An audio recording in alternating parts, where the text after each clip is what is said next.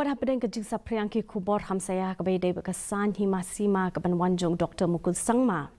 Nongialam ke seng NPP belong ru menteri ke cabinet urakam Sangma ulakentat bau menteri rang pak berim jong gejala ulak banwan pai Biang syaka seng kongres.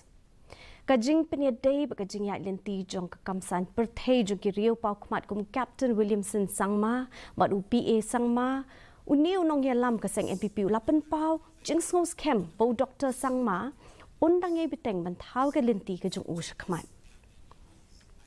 So there are many leaders who decide to stand on his own and will decide his future. So I think hardly like the Captain Sangma never gone back to APSLC. PS Sangma never went back to the Congress, right?